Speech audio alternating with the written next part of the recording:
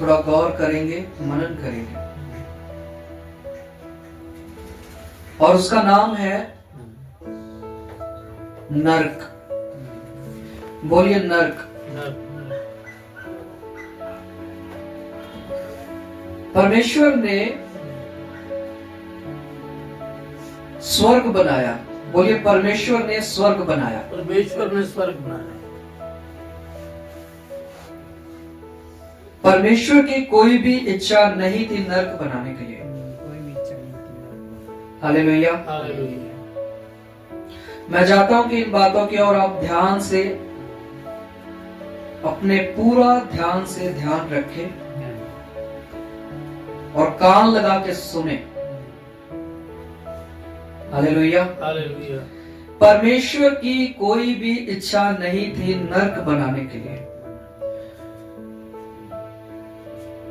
परंतु उसने एक ऐसी जगह रखी जहां पर शैतान और उसके दूत जो उसके साथ हैं, उनको उस जगह में फेंका जाए या उनको रखा जाए, और वो भी अनंत काल के समय के लिए। हालेलुया। हालेलुया। ऐसा समय जिसमें ना तो दिन है ना रात है, और लगातार बस एक लंबा समय है जिसको हम बोल सकते हैं। उस जगह पर जाने के लिए शैतान ने अपना मार्ग तैयार किया, पर आज के समय में मनुष्य लोग जो है वो अपना मार्ग खुद तैयार कर रहे हैं। हालेलुया। सीधे शब्दों में मैं आपको कहूं कि नर्क एक ऐसी जगह है जहां पर परमेश्वर की उपस्थिति नहीं है, जहां पर परमेश्वर नहीं है, और जहां पर परमेश्वर नहीं है वहां पर जीवन नहीं है, वहां पर जीवन की कोई भी वस्तु नहीं है। हालेलुया। जहां परमेश्वर नहीं, उसकी उपस्थिति नहीं, वहां पर हरियाली नहीं। नर्क के बारे में लिखा है कि वहां पर दिन रात जो है आग की झील चलती रहती है, बहती रहती है, नदी बहती रहती है, और उसी के अंदर जो शैतान और उसके दूत जो है, और जो लोग परमेश्वर से दूर है या उस समय तक रह जाएंगे जब यीशु मसीह बादलों पर आएगा, तब तक क्या होगा? जब तक यीशु मसीह बादलों पर आएगा, जो लोग रह जाएंगे, जो लोग यीशु को कबूल नहीं करेंगे, वो लोग उस शैतान और दूतों के साथ नरक में डाले जाएंगे। बहुत सारे लोग ये बोलते हैं नरक और स्वर्ग सिर्फ और सिर्फ बातें हैं। ना तो नरक है ना स्वर्ग है। अगर आप धरती पर अच्छा जीवन जी रहे हैं तो ये स्वर्ग है, बुरा जीवन जी रहे हैं तो ये नरक है। हालेलुया। मैं कहना चाहता हूं कि अगर आपके साथ परमेश्वर की उपस्थिति इस धरती पर है, आप उसकी उपस्थिति में जी रहे हैं, तो आप स्वर्ग में जी रहे हैं। हालेलुया। और अगर आप परमेश्वर की उपस्थिति से दूर हैं, तो वो आपके लिए नरक के समान है, चाहे आप धरती पे हो या ना हो। एक वचन निकालेंगे प्रकाशित वाक्य की पुस्तक से, प्रकाशित वाक्य 20 अध्याय, उसका हम 10 वचन पढ़ेंगे। जी। तब वह मुझे आत्मा में एक बड़े और ऊंचे पहाड़ पर ले गया और पवित्र नगर यरूशलेम को स्वर्ग से परमेश्वर के पास से उतरते दिखाया। प्रकाशित वाक्य 20 और उसका 10।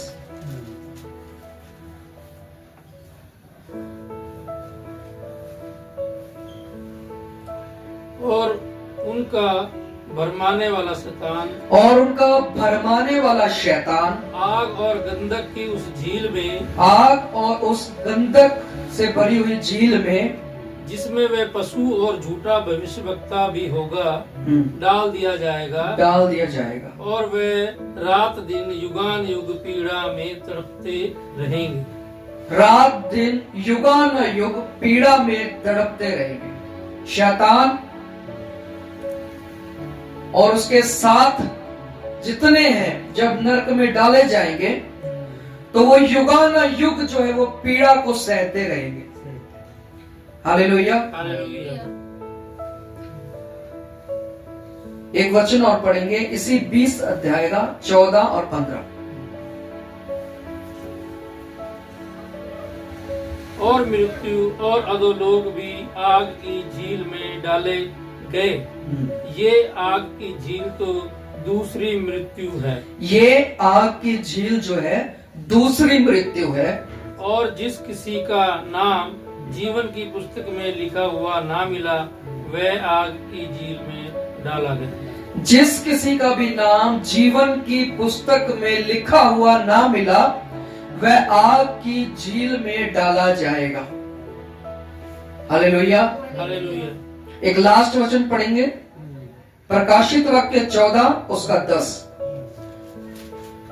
14 अध्याय 10 वचन। तो वह परमेश्वर के प्रकोप की निरी मदिरा जो उसके क्रोध के कटोरे में डाली गई है पिएगा और पवित्र स्वर्गदूतों के सामने और मेमने के सामने आग और गंधक की पीड़ा में पड़ेगा। मेमने के सामने और स्वर्गदूतों के सामने उसको नरक में डाला जाएगा। हालेलुया। हालेलुया। हमने देखा नरक जो है ऐसी एक जगह है जहां पर परमेश्वर की उपस्थिति नहीं है। और फिर हम देख रहे हैं कि वहां पर जहां पर परमेश्वर नहीं है वहां पर शैतान और उसके दूत और जो लोग हैं उनको डाला जाएगा। फिर हमने देखा कि ये जो पीड़ा है युगान युग वो लोग सहते रहेंगे। उसमें कोई भी समय नहीं है। यहाँ धरती पर हमारे पास समय है। हम 80 साल 100 साल तक यहाँ पर जीवित रह सकते हैं और हम बहुत सारी बातें बोल सकते हैं कि स्वर्ग नहीं है नरक भी नहीं है। हालेलुया। ये सिर्फ मन गढ़ंत कहानियां हैं, हम ऐसा भी बोल सकते हैं। परंतु 80 साल 100 साल के बाद इस समय के बाद जो समय है उसके लिए लिखा गया है वह युगान युग चलने वाला समय है। उसमें ना तो चांद है ना सूरज है ना तारे हैं। हालेलुया। हालेलुया। समझ पा रहे? उसमें कोई भी समय नहीं है। अगर एक व्यक्ति शांति में जाएगा यानी स्वर्ग में जाएगा तो वो युगान युग वहां रहेगा। और अगर एक व्यक्ति नरक में जाएगा तो युगान युग उसमें पीड़ा में पड़ा रहेगा, उसी को सहता रहेगा। हालेलुया। हालेलुया। और ये चीज ये नरक जो है इसके बारे में हम किस तरीके से थोड़ा सोच सकते हैं कि जब हमारे एरिया में या इस पृथ्वी पर जब गर्मी होती है तो हम 40, 45, 50 डिग्री तक भी जो तापमान सहन नहीं कर सकते हैं। हालेलुया। हालेलुया। हम 50 डिग्री तक का तापमान सहन नहीं कर सकते हैं। तो आप सोचिए कि उस गंधक भरी झील में उसका तापमान कितना होगा। और एक किताब में मैंने पढ़ा था वहां पे लिखा है कि जो लोग उसमें डाले जाएंगे वो उस गंधक में पिघल जाएंगे मोम की तरह, फिर बन जाएंगे, फिर पिघल जाएंगे, फिर बन जाएंगे। उनके साथ ऐसा ही चलता रहेगा। और जो दुष्ट आत्माएं हैं वो उन लोगों को सताएंगी, वो उनको जानबूझ के पीड़ाएं देंगी। हालेलुया। हालेलुया। समझ पा रहे? उनको चिढ़ाएंगी क्योंकि दुष्ट आत्माओं को पता है उनका अंत क्या है। हमें भी पता है कि अगर हम परमेश्वर के साथ रहेंगे तो हमारा अंत क्या है, नहीं रहेंगे तो हमारा अंत क्या है। पर फिर भी बाइबल ऐसा रिवील करती है, बताती है, दुष्ट आत्माएं यीशु मसीह के नाम से कांपती हैं, थरथराती हैं, क्योंकि वो जानती हैं यीशु मसीह कौन है। सिर्फ वही है जिसके हाथों में वह पुस्तक है जिसमें नाम लिखे हुए हैं। हालेलुया। हालेलुया। बाइबल बताती है वही है जो मोहरों को तोड़ने के लायक है, योग्य है। हालेलुया। हालेलुया। वही है जिसने मौत को हरा दिया, मौत को भी खत्म कर दिया। हालेलुया। हालेलुया। तो दुष्ट आत्माएं जानती हैं कि यीशु मसीह कौन है, हम भी जानते हैं यीशु मसीह कौन है, पर दुष्ट आत्माएं तो कांपती हैं कि यीशु मसीह कौन है, हम नहीं कांपते हैं। इसलिए हम रोज प्रतिदिन बहुत सारी ऐसी चीजें कर देते हैं और उसके विषय में हम सोचते भी नहीं है कि अगर अगले ही पल किसी का प्राण निकल जाए तो किधर जाएगा। हालेलुया। हालेलुया। हम महीनों महीनों किसी के साथ बैर में रह सकते हैं, दुश्मनी में रह सकते हैं, पर हम ये नहीं सोचेंगे कि इसी रात अगर कोई इस दुनिया को छोड़ के चला जाए तो वो कहां जाएगा।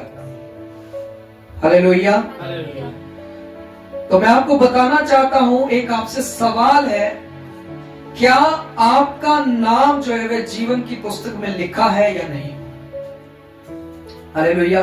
आप घोषणा करके बोल सकते हैं, मैं घोषणा करता हूं मेरा नाम जीवन की पुस्तक में लिखा है, पर आपके काम क्या बताते हैं, आपका विश्वास क्या कहता है।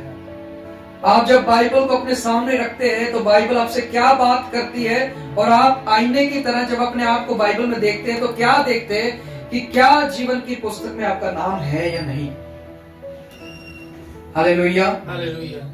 इस सवाल को बहुत कम उठाया जाता है, बहुत कम। क्या आपका नाम जीवन की पुस्तक में है। हर व्यक्ति कहेगा हाँ, मैंने यीशु मसीह पर विश्वास किया है, मेरा नाम जीवन की पुस्तक में है। क्यों है? क्योंकि मैं विश्वास करता हूं। ये आपका विश्वास है। हालेलुया। हालेलुया। मैं भी विश्वास करता हूं, हम सब ये विश्वास करते हैं कि हमारा नाम जीवन की पुस्तक में लिखा हुआ है। हालेलुया। हालेलुया। परमेश्वर ने मुझे एक दर्शन दिखाया। मैं आपको बताना चाहता हूं कि मैं जब प्रार्थना में था तो काफी समय पहले प्रार्थना करते करते करते परमेश्वर मेरे को एक ऐसी जगह पर लेकर के गया, मैं उसको शॉर्ट में बताने की कोशिश करूंगा। मैंने एक बहुत बड़ी किताब को देखा और उस किताब में कोई लिख रहा था। उस किताब के दोनों पन्ने जो थे वो भरे हुए थे। मैंने धीमी आवाज में पूछा, ये आप क्या लिख रहे हो, ये किस चीज की किताब है। तो मेरे पीछे से एक आवाज आती है और बोला जाता है कि ये वो किताब है जिसमें लोगों के पाप लिखे हुए हैं। जो कोई अपने पापों को, अपराधों को मान लेगा, इस किताब में से उसके पाप मिटा दिए जाएंगे, और जो कोई नहीं मानेगा वो लिखे ही रहेंगे। हालेलुया। हालेलुया। आपने एक गीत सुना है ना, खुल जाएगी किताबें, सबका हिसाब होगा। तो ये सच बात है। जब आखिरी समय आएगा तो वो किताबें खोली जाएंगी, एक एक चीज जो है वो सबके सामने रखी जाएगी कि आपका लाइफ पहले कैसा था, हम उसकी ओर नहीं देखेंगे, पर आपने जब मसीह को ग्रहण कर लिया और मसीह ने आपको अपने मंडली में ले लिया, उसके बाद आपका जीवन कैसा रहा। हालेलुया। हालेलुया। इसमें कोई डाउट नहीं है, कोई भी एक व्यक्ति एकदम से पाप को हो सकता है ना छोड़ पाता हो, पर फिर भी जब तक आप समर्पण में आए, समर्पण के बाद आपका लाइफ कैसा रहा। हालेलुया। हालेलुया। यीशु मसीह जो है वो परमेश्वर के सामने रहेगा हमारे साथ, वो हमें बचाएगा, पर समर्पण के बाद हमारा जीवन कैसा है।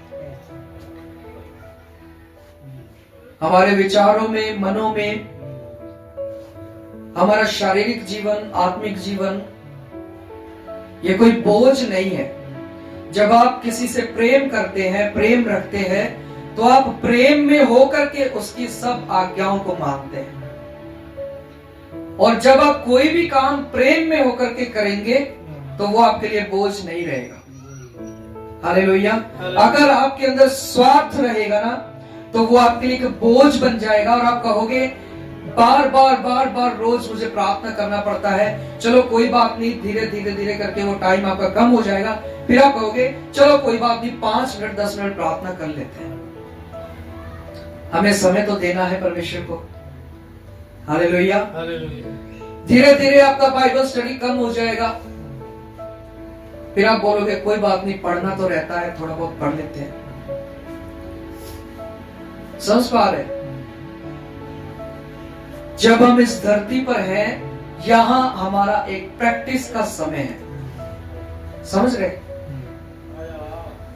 अगर आप यहां पर आराधना नहीं कर सकते हैं तो आप युगानुयुग परमेश्वर के सामने आराधना कैसे करेंगे?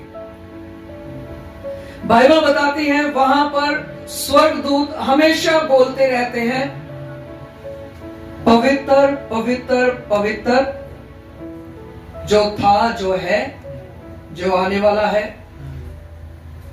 तू ही स्तुति के योग्य है। यानी कि स्वर्गदूत जो है वो उसकी स्तुति करते रहते हैं।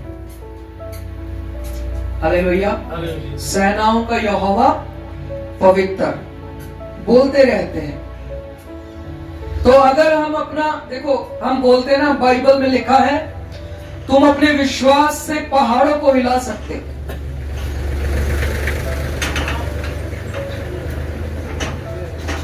हालेलुया।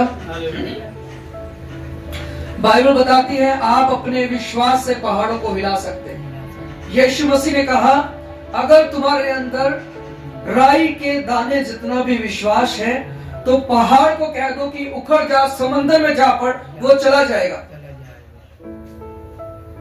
यानी कि यीशु मसीह कह रहा है अगर आपके अंदर विश्वास है तो आप पहाड़ों को हिला सकते हैं।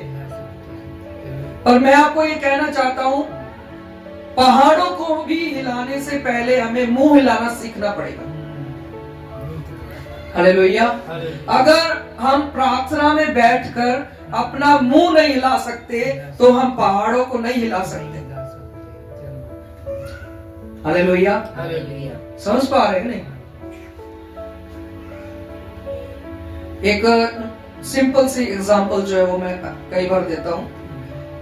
आपके सामने कोई कुत्ता बैठा है, आपको उसको भगाना है। आप मुंह बंद करके उसको कैसे भगाएंगे?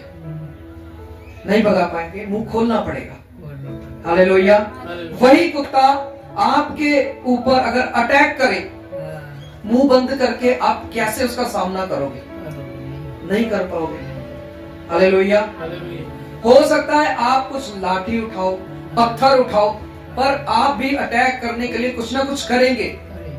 आप अपने आप को हिलाएंगे। वैसा ही अगर आपको पहाड़ों को हिलाना है तो पहले अपने आप को हिलाना पड़ेगा। हालेलुया। आपके पास हथियार है और वो हथियार है वचन। अगर आप इसको गोली समझते हैं तो आपको बंदूक उठानी पड़ेगी, चलानी पड़ेगी। अगर इसको आप तीर समझते हैं तो आपको उसको भी चलाना पड़ेगा। यानी कुछ ना कुछ करके आपको अपने आप को हिलाना ही पड़ेगा, मुंह खोलना ही पड़ेगा। हालेलुया। यीशु मसीह ने एक प्रचार किया। यीशु मसीह ने कहा अपनी कोठरी में जाओ और द्वार बंद करके प्रार्थना करो और जो भी तुम गुप्त में करते हो परमेश्वर देखेगा और गुप्त में तुम्हें प्रतिफल देगा। मैं आपको एक चीज बताना चाहता हूं, यीशु मसीह ने इसलिए ये चीज वहां पर बोली क्योंकि वो फरीसी लोगों के सामने लोगों को समझाना चाहता था कि देखो, फरीसी लोग खुले में निकलकर अपने आप को ये दिखाते हैं कि हम कितने धर्मी हैं, कितने प्रार्थना करने वाले हैं, कितना उपवास करने वाले हैं, कितना दान देने वाले हैं। यीशु मसीह को वहां पर बोलना पड़ा ऐसा नहीं, परंतु तुम इस तरीके से करो। हालेलुया। तो इसका मतलब ये नहीं है कि हम मुंह बंद करके सिर्फ बैठे रहे और अपनी प्रार्थनाओं का जो एक स्टेटस है उसको बदल दे। समझ पा रहे हैं?